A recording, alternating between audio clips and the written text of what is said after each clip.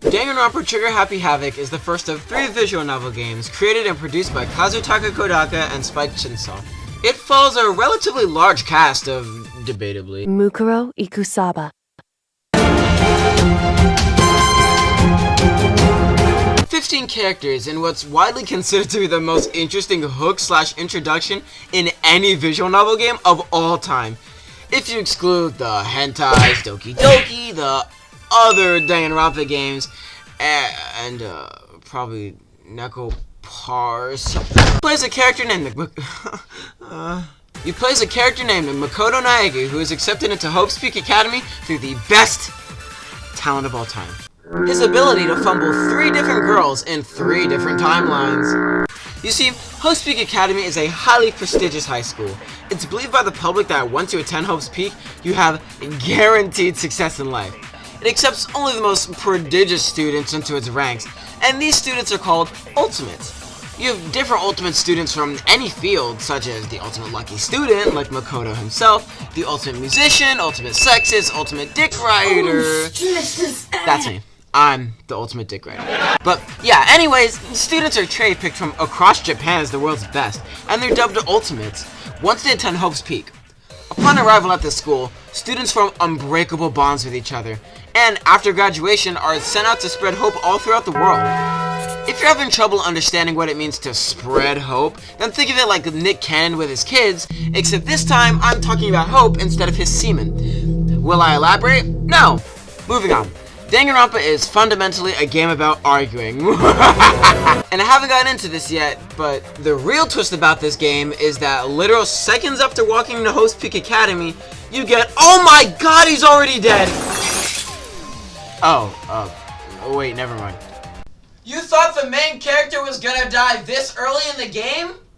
What the hell do you think this is? Attack on Titan? Yeah, well, moving on from all of that, you wake up in a classroom having no idea what the hell is going on, and the big twist of the game is that, surprise, Hope's Peak Academy is actually the home to a killing game, baby! Let's go! 15 or sometimes 16 students are trapped in high schools forced to kill each other.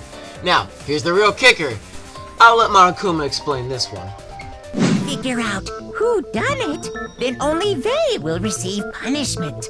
But if you pick the wrong one, then I'll punish everyone besides the blackened, and the one that deceived everyone else will graduate. If you kill someone and get away with it, then you're allowed to leave the school. Oh? Was one kicker not enough for you? Well, guess what? After killing someone, you must enter a class trial. Some people don't know that before they kill someone. It's pretty much an Ace Attorney-esque court case where you find clues as to who the hell could murder, this week's character development focus, gather clues and use them in court. These clues are various hints as to who did it, taking the form of alibis, other characters' accounts, etc., and will be manifested into bullets, which are then used to shoot down another classmate's statement. With the current climate of America's gun safety and school system, I think having high schools shoot metaphorical bullets at their classmates is an amazing idea.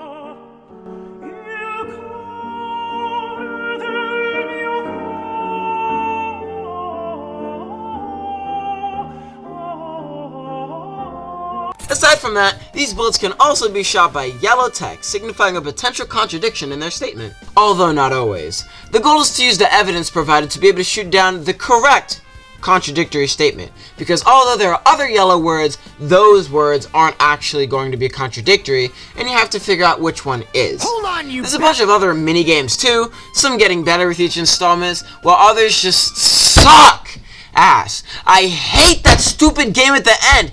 It's awful. As the cast of students dwindle, do you think Makoto and whatever chick survives the main timeline, also the only canon one, play the game to find out the girls that live in each one, will be able to survive the killing game? What about the truth behind the school? Don't forget about the question of how we got here in the first place. Is it even truly Hope's Peak? Why is there a gothic Lolita? Why is my favorite character appear in Chapter 2? Cardinal rule of cosplay, make sure you can still go to the camp. Shut your lie hole, murderer! Hell, ain't this a kick in the dick? Why does Byakuya's voice actor have a song about barking on Spotify? These questions remain a mystery. Moving on from that, however, meet Monokuma, your official Hope's Peak Academy headmaster, the robot bear, who is originally some kind of fleshy mess of garbage, has decided that he wants to plunge all of his students in as much despair as possible. Now, the main focus of Trigger Happy Havoc is about hope versus despair. Hope being the hope of the students that they won't fucking die, and Monokuma's despair, which is kind of just, you know, for fun, because he's bored. Monokuma is practically the face of Danganronpa. I mean, like, without Monokuma, there is no Danganronpa.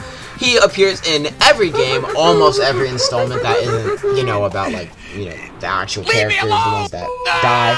Now, moving on to the actual important thing I wanted to talk about is my opinion and overall point of view of the games themselves. Now, I'm going to be very direct when I say this. Oh my god, the voice crack. I'm going to be very direct when I say this, but I think Danganronpa does an amazing job at making sure that despite being a visual novel, it still has gameplay elements to keep it interesting.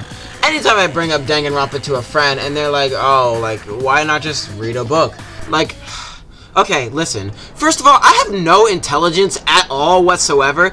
And second of all, reading is for fucking nerds! But aside from that, I think, you know, that makes sense if I was talking about, you know, shitters like Doki Doki or Nekopara or whatever. But with Danganronpa, they have gameplay elements.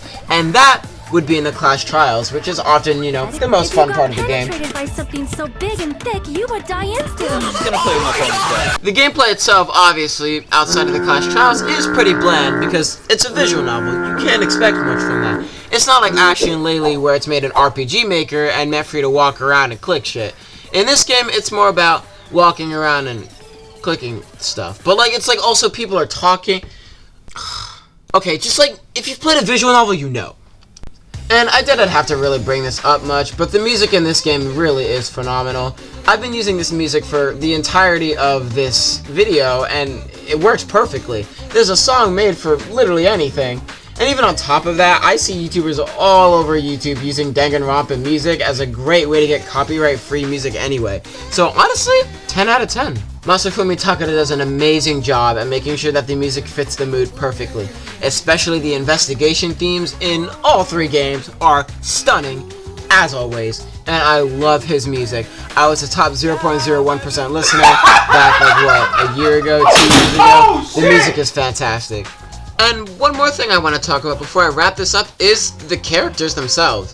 Now, honestly, Danganronpa's premise is amazing, and everything about it is great to me, but what I think shines out the most is most definitely its characters.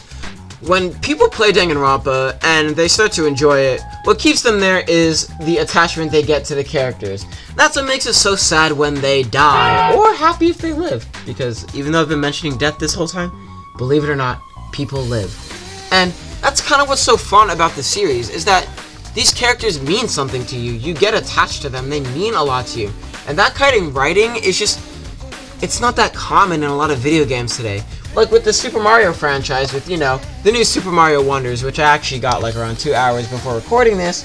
Like, it's a great game, but, you know, like any other platformer Mario game, it doesn't really have that much story built around its characters. It's kind of more meant for a younger audience that's just meant to have fun.